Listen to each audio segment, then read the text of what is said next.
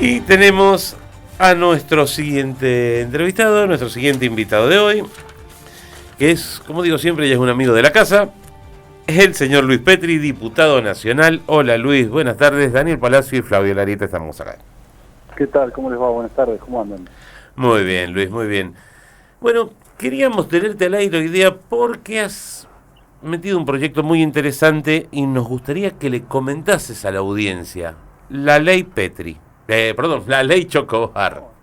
Hubo una ley Petri Sí. que se aprobó en Mendoza y posteriormente se aprobó a nivel nacional y que ahora el kirchnerismo quiere derogar, y que es la que prohíbe las salidas transitorias a delincuentes violentos, las salidas anticipadas, ¿no?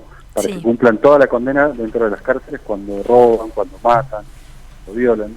Esa ley se sancionó en Mendoza en el 2012 y a nivel nacional logramos la sanción en el 2017. Pero ustedes me están preguntando, creo, por la ley Chocobar. La ley Chocobar.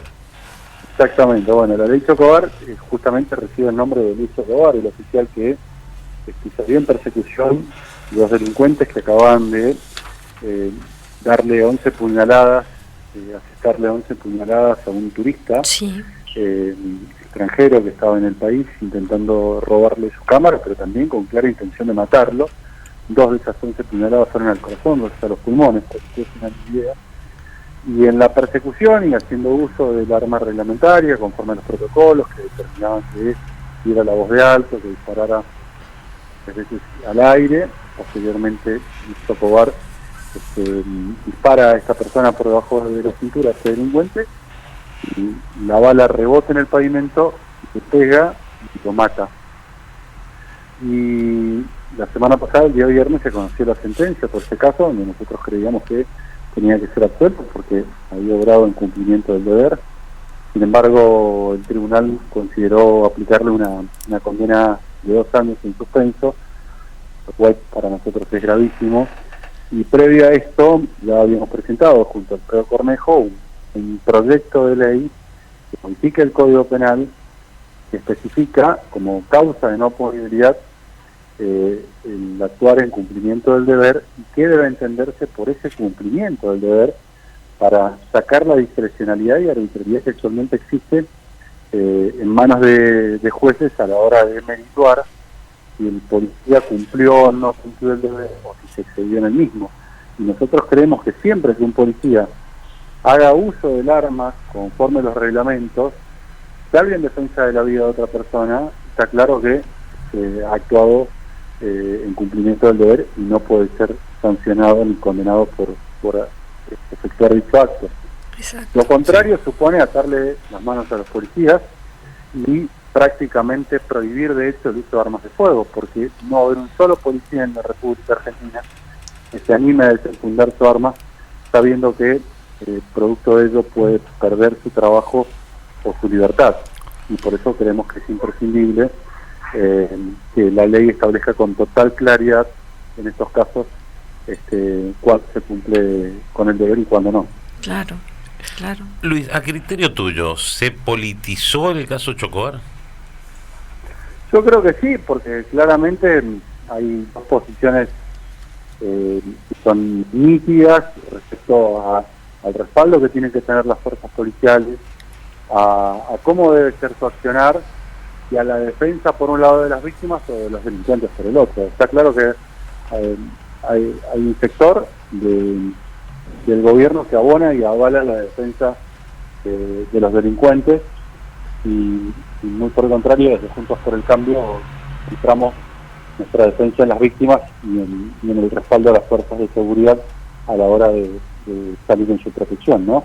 Y por eso nosotros decimos hay que proteger a quienes nos cuidan, porque de lo contrario terminamos no solamente abandonando a su suerte a la policía, sino que el efecto inmediato y directo es la protección de la sociedad ante una policía desmoralizada, desmotivada, con brazos caídos y sin respaldo institucional. Entonces yo sí, claramente creo que lamentablemente esto también se ha politizado y el gobierno inclina la cancha en favor de los delincuentes. Lo hizo cuando liberó 4.500 presos, lo hizo cuando derogó la disposición de Patricia Bullrich que permitía y establecía cómo debían ser usadas las armas de fuego y las armas no letales, y de alguna manera la Cámara respeta esa posición del gobierno. Con el tema de que armas no letales y demás, eso no prosperó en la Argentina, o al menos acá en Mendoza. Bueno, hubiese sido importantísimo que prosperara.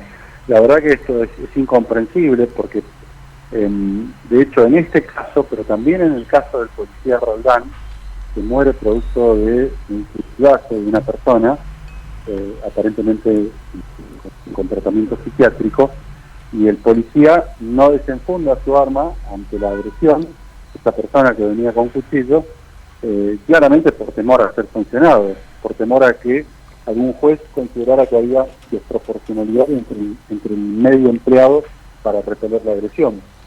Y las armas taser son muy útiles en espacios reducidos y con mucha aglomeración de personas.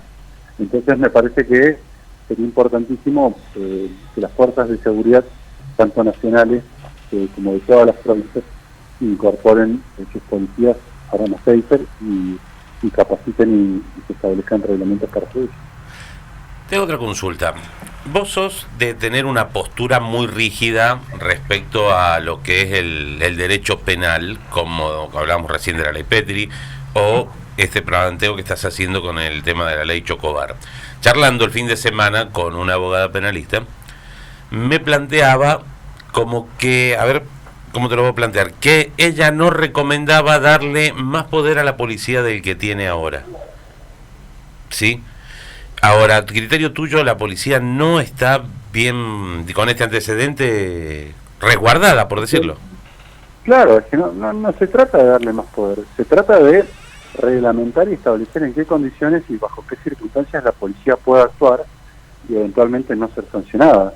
Si vos tenés marcos normativos o no tenés reglas claras, lo que reina es la incertidumbre, y ante la incertidumbre, en la decisión de actuar o no actuar, termina pesando la decisión de no intervenir o no actuar por temor a las sanciones. Vos lo que necesitas es que esté perfectamente establecido y reglamentado en qué casos, bajo qué condiciones y supuestas el policía puede actuar y no va a tener ningún tipo de consecuencias.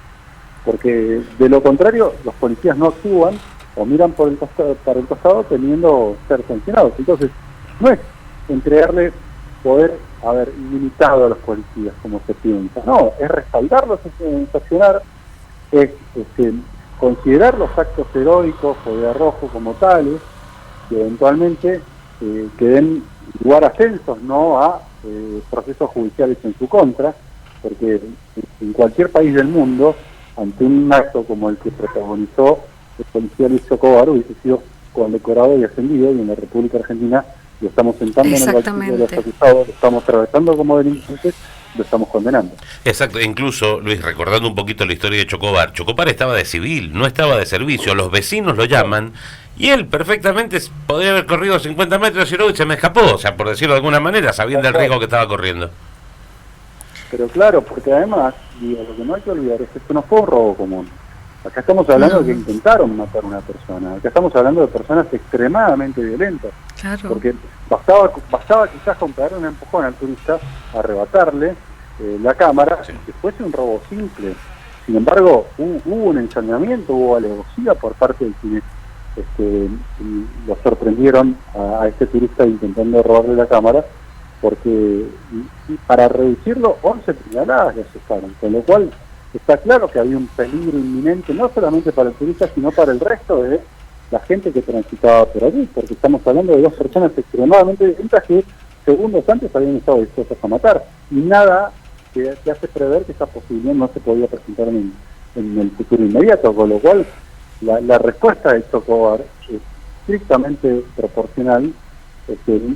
Hay falta de provocación suficiente y hay una agresión ilegítima, con lo cual está totalmente justificada su actuación. Pero además, las reglas de La Habana para el uso de armas de fuego por parte de funcionarios policiales establecen que, entre otras condiciones, el policía debe usar el arma para impedir la fuga de un delincuente. Y esa es una de las cosas que ocurrió en este caso, ¿no? Sí, sí, sí, yo me acuerdo de la ley de tolerancia cero en el Nueva York de Giuliani, que no respetaba la voz de alto y estaba en el horno. Bueno, es que, a ver, hay todo un procedimiento para el uso de armas de fuego. Nosotros en la provincia de Mendoza lo tenemos, en nuestra ley de policía, donde el policía tiene que dar la voz de alto, tiene que realizar disparos de advertencia y posteriormente puede disparar al delincuente para reducirlo, ¿no? Bueno, en este caso se cumplieron esos protocolos y sin embargo el tribunal entendió que había un exceso en el cumplimiento del deber, ¿no? Totalmente. Luis, ahora te voy a cambiar de tema. Vamos a ir a otro proyecto en el cual estás participando, y este es nuevo, pues me lo han informado recién ahora.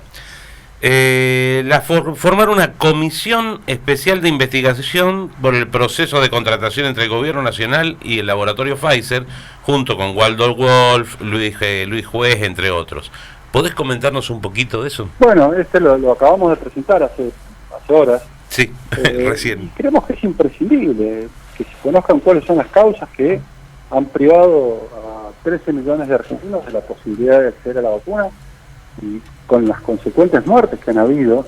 Pensemos que ya llevamos más de 76.000 muertes, pero cuando se empezaban a llegar las vacunas a la República Argentina, habían muerto 42.000 personas. Imaginémonos la cantidad de personas que podría haber evitado que mueran, de haber contado con números suficientes de vacunas y de no haber escaseado estas.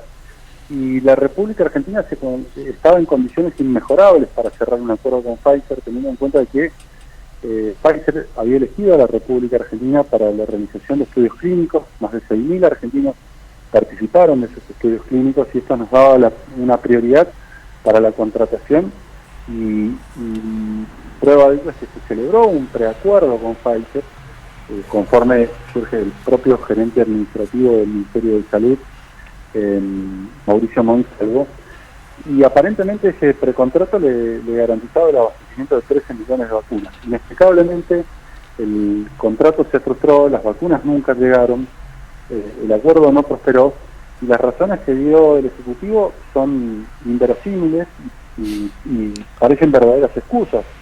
Desde que la empresa puso condiciones inaceptables hasta que existía la firma del presidente o la entrega de recursos naturales, sí. Pasando por los últimos dichos del ministro de Salud, donde se ofreció hasta condiciones indignas. Sumado a ello a las versiones que indican que uno de los posibles motivos es que el gobierno le haya reclamado y requerido la intermediación de un socio local, y ante el rechazo no se hubiese celebrado el acuerdo, o eventualmente las cláusulas que se impusieron ante la eventual responsabilidad por negligencia en la ley de vacunas como una forma de impedir la celebración de un acuerdo con la empresa. Entonces, todas estas cuestiones nos obligan a pedir y reclamar que se constituya una comisión que llegue hasta el fondo del asunto, que investigue, que clarifique, que dé cuenta de cuáles fueron los verdaderos motivos y las causas por las cuales no se celebró un acuerdo con Pfizer, pero además que impida que estas cuestiones vuelvan a suscitarse en el futuro, ¿no? Sí, no, realmente se fue muy viciado, e incluso la comisión también tiene intenciones que, bueno, vea el tema del Ministerio de Salud, el ANMAT y otros organismos, sí, claro, correspondientes. Sí, claro, me parece que tiene que tener amplias facultades para fijar a todos los que estuvieron encabezando las negociaciones, también a los CEOs y gerentes que participaron por parte del laboratorio, que sean citados y eventualmente que se presten declaración para que se conozca y se esclarezca este hecho que sin lugar a dudas ha tenido consecuencias irreparables para miles de argentinos. Bien. ¿Alguna otra pregunta, Flav? No, más que claro todo. Luis, muchísimas gracias por la nota y por tu tiempo. Y bueno, esperemos que prosperen estos dos. Bueno, muchísimas gracias a ustedes y les mando un fuerte abrazo. Un placer escucharte siempre. Un gusto, adiós. Con nosotros el diputado nacional Luis Petri.